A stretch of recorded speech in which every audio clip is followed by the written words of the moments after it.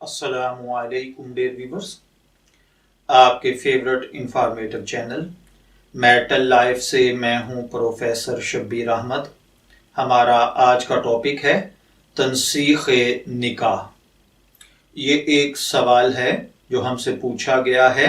بھائی کہتے ہیں کہ میری بیوی نے میرے خلاف عدالت سے بمائے مہر 8,000 روپے کے طلاق حاصل کر لی ہے۔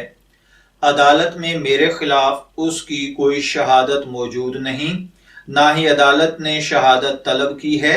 میری بیوی کے اپنے بیان میرے حق میں جاتے ہیں، اس کے باوجود بھی اس نے عدالت سے اثر و رسوخ کی بنا پر طلاق حاصل کر لی ہے۔ وجہ طلاق صرف یہ ہے کہ اس کے والدین مجھے پسند نہیں کرتے کیونکہ معمولی ملازم ہوں، حالانکہ اس کے وطن سے 5 سال اور 3 سال کے میرے 2 بچے بھی ہیں۔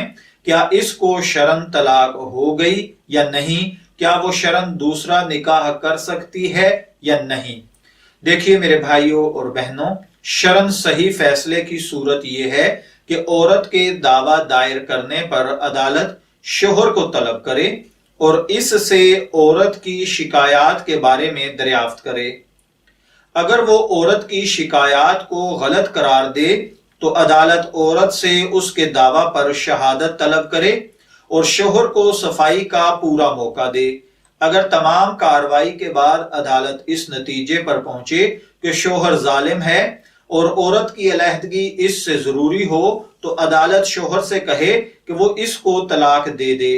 اگر اس کے بعد بھی شوہر اپنی ہٹ دھرمی پر قائم رہے اور مظلوم عورت کی گلو خلاصی پر راضی نہ ہو تو عدالت از خود تنسیخ نکاح کا فیصلہ کر دے۔ اگر اس طریقے سے فیصلہ ہوا ہو تو عورت عدت کے بعد دوسری جگہ نکاح کر سکتی ہے اور عدالت کا یہ فیصلہ صحیح سمجھا جائے گا۔ لیکن جیسا کہ یہ بھائی کہہ رہے ہیں کہ محض عورت کی درخواست پر فیصلہ کر دیا گیا، نہ عورت سے گواہ طلب کیے گئے اور نہ شوہر کو بلوا کر اس کا موقف سنا گیا، ایسا فیصلہ شرعاً کالعدم ہے اور عورت بدستور اس شوہر کے نکاح میں ہے۔ اس کو دوسری جگہ نکاح کرنے کی شرعاً اجازت نہیں۔ میں دعا گو ہوں کہ اللہ تعالی ہمیں یہ باتیں سمجھ کر ان کے مطابق فیصلہ کرنے کی توفیق عطا فرمائے۔ اجازت چاہیں گے، پھر ملیں گے کسی نئے ٹاپک کے ساتھ، تب تک کے لیے اللہ حافظ۔